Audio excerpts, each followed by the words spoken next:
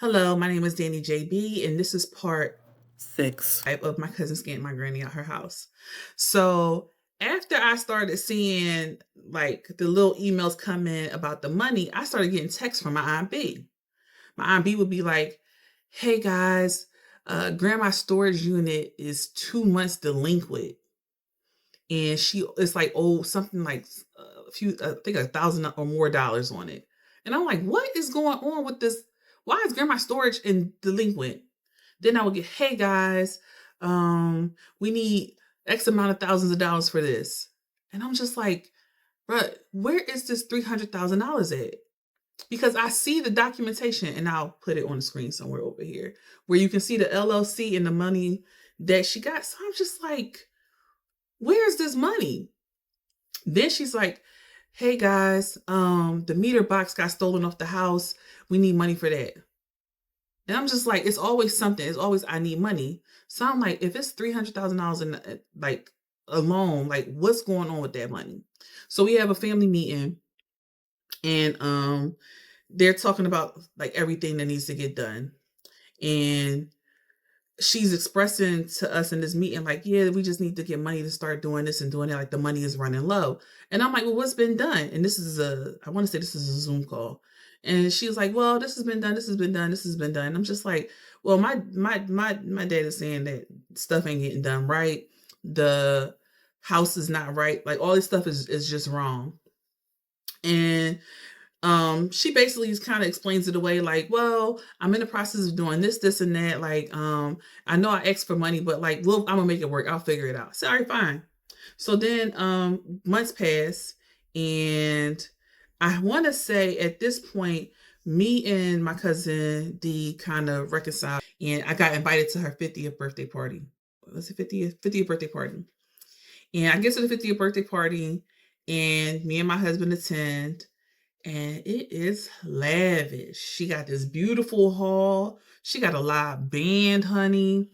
I'm seeing posts on the internet of her starting all these event like she started an event company.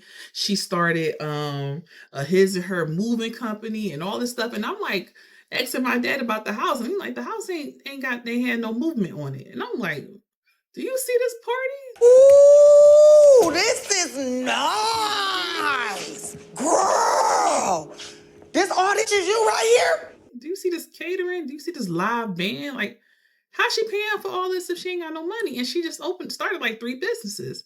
Now, mind you, I'm pocket watching heavy because that's what I do. I'm clocking everything. I'm super vigilant. And I'm noticing that like she has elevated her circle of friends a little bit, and like where it was once just the cousins and we regular schmegular people, she's hanging out with these different people now. And I'm like, okay, cool. Now I ain't got nothing against none of her friends. I'm not saying nothing like that. I'm just saying everybody is new to me. Like I don't know these people. This is all new stuff. And I'm like, okay, cool. And you know, her boyfriend right by her side, this man that she loves and admires is right by her side. And we at her party, and I think everybody is thinking that this dude is going to propose to her, and it does not happen. And I'm like, okay. So she starts her presentation about her being happy that she's 50 years old. And it's like a whole beautiful presentation of all the things that she's doing and all the things she's accomplished, even though she had breast cancer and all this other stuff. And I'm looking on the screen, and it shows these beautiful properties, 3 beautiful homes. Now, mind you, they are modern looking homes. And when I say modern looking homes, I mean like modern, like you know how people will gentrify and they'll have the new facades. That's what these homes look like. And I'm like, oh, you you built 3 new houses, like got 3 properties renovated, and my grandma's house is not done. Mind you, this is on the presentation on the screen in front of me. I'm not making this up. I'm not coming off the top of my dome. This is what's happening in front of me. But my grandma's house not done. Very interesting. And I remember thinking to myself, like, my aunt is always asking for money, and here you are having this lavish party, and you keep telling her you don't have the money to fix up grandma's house right now, like you're trying to figure it out. So after the party, I do some more digging, do some more investigating, and I find out some more stuff. During that process, um, we have a meeting at my grandma's house. My aunt B has been told by my cousin too many times that the money's not there. So she does something to take care of that. She calls us up, well, not calls us up. She puts out a group chat. She's like, "Look, we're having a meeting at grandma's house, and we're all going to meet there, and we're going to talk about what needs to be done for the house to start running." And I'm like, "All right, bet." Now, prior to that, we got an email saying that all construction has halted. The money's gone, like everything washed up. So that's what triggered this meeting. All right, fine. We get to the house, and I'm standing there, and I'm just like, "Hey, everybody," like we're walking around the house, and I'm walking into my grandma's house, and it's, ooh, I don't want to cry. It's not my grandma's house. Um, Everything's different. My grandma had like a grand foyer entrance that's demolished, it's gone. The house just looks small. Like it's so much sheetrock up, and whew, the house that I knew and grew up in is not the house that I saw when I walked in there. So I walk in the house, and I'm looking around, and I'm going up the steps. I'm just like, there's nothing done. The house is not habitable. And mind you, we're in the year 2024. This project started in 2021. Like she got the house signed over in 2021, and she started doing stuff. So it's 2 years later and nothing is done. And I'm hurt at this point. But I'm walking around the house, and I'm just talking to everybody. I'm like, "Yo, like what's going on with this house?" And they're like, "I don't even know why they would do this. Like you gutted the whole house. All you had to do was fix it, and this, that, and the third."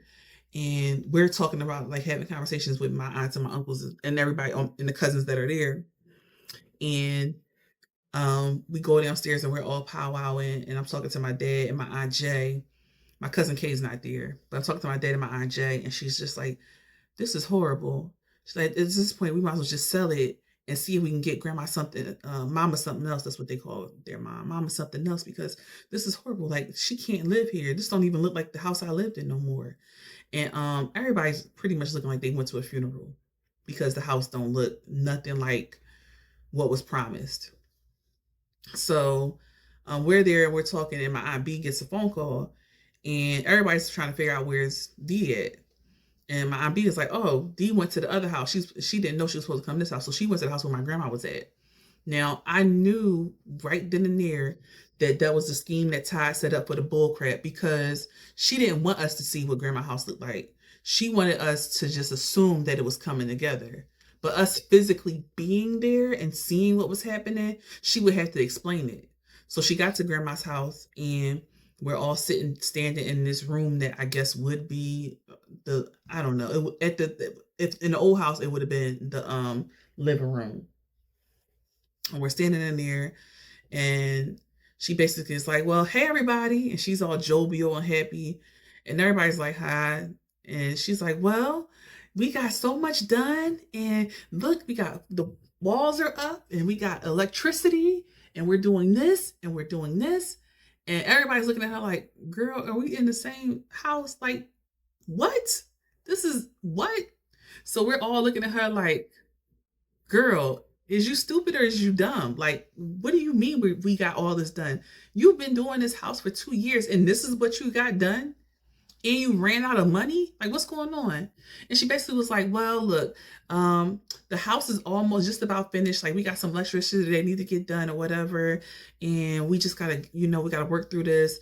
She was like, "Right now, I'm like $100,000 in debt, because I've been putting money on this house and all this other stuff." And then she's like, "I had cancer." And she starts like crying, but like no tears will come out her eyes. And I'm just looking at her like, oh my God, she is lying to all of our faces. She literally was just like, all I had was $125,000 or something like that. And that she maxed out all her credit cards to try to keep the house afloat. Now, mind you, at this point, I didn't even say this. The lot got sold on sheriff's sale because she defaulted on that mortgage, foreclosed on the loan. Like they foreclosed on it. That property's gone. So the plan to build apartments and use the money, done. It's a wrap. So now she's trying to make my grandma house apartments. And I'm like, hold up. How you gonna make this apartments? And she's like, yeah, well, I'm gonna make this an apartment or whatever, and grandma gonna have this floor. I'm like, no, no, no, no, no. That was never the plan. The plan was always to fix up my grandma's house and build on a lot. Now that we don't got the lot, you just gonna abandon grandma's house and make it an apartment? Who said that? And they was like, grandma knows it's gonna be apartments. And then my aunt B says something that I never knew. She was like, it was always supposed to be apartments. And I'm like, Hold up. Wait a minute. Something ain't right. says who? And then the email comes back to my head. And I'm like, was she lying to us the whole time, the cousins group? Child, my mind went a mile a minute. I left that meeting and I had said a lot of choice things, but they don't matter. Actually, it does matter. So at the meeting, my cousin D basically expressed that she had paid this contractor $140,000 and he ran off with the money, and that's why the work is not done. And I basically was like, how are we going to trust you with more money? Because the whole point of the meeting was for her to ask us for money. I'm like, don't nobody trust you with no money if you got getting contractors that's doing bad work, running off with the money. You're not pursuing them legally. All this other stuff is happening. Like, be really for real. Who going to trust you with money? And I said, I don't trust you with a red cent. I said, after you get the work done to the house, because she had told us at this point that she was going to figure out how to get money. She was going to secure a loan because she got great credit and she should be able to get enough money to get the house fixed up. Mind you, we never heard nothing back on that. We never heard about her trying to get stuff done or whatever the case may be, or take legal action against the person who allegedly stole all this money from the house. So I was just like, forget it. I don't trust you with money. When you get stuff fixed, I'll pay for grandma to get appliances put into the house. And that's going to be that. Because I already was mad that she had said the house was supposed to be apartments. Because nobody agreed to that. That didn't make sense to me. None of it made sense to me anymore. And on top of all of that, I'm like, you had a loan for almost $300,000. You could have got the Toll Brothers to tear down this house and rebuild it for $300,000. What happened to all this money? You're not accounting for anything. And at that point, I said, you know what? I'll pay for the trust to get done because we need a trust at this point. You almost died from cancer, remember?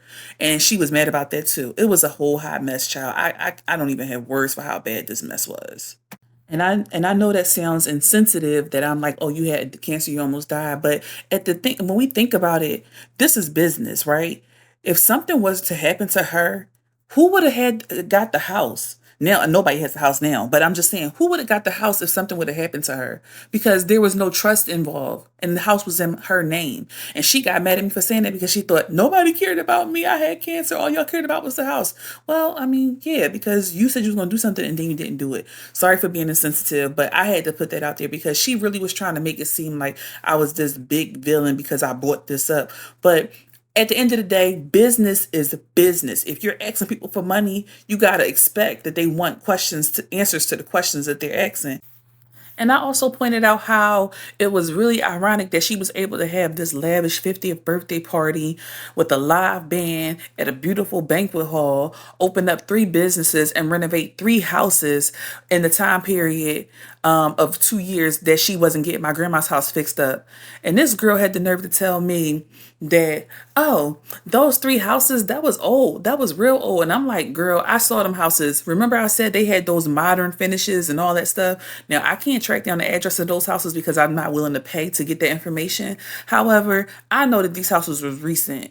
And it just was really making me mad that she was really playing in my face. And she was playing in everybody's face. And I remember her mother-in-law standing there like nodding and agreeing and dang near giving me amens to everything I said because she sounded dumb. Like, girl, you can fool some of the people some of the time, but you can't fool me none of the time. And when I said I was pocket watching, I don't pocket watch everybody because it's not my business. But if you owe me money or you owe somebody money and I know you owe them money and I see you living your life and being lavish, oh, I'm a pocket watch. Period. Anyway, that's enough of that. Back to the story. I basically told her I knew that she had more money than what she's talking about. I knew more about what was happening with this property than what she thought I knew, and it was all gonna come out. And then I heard some interesting news from my Aunt B. Next part.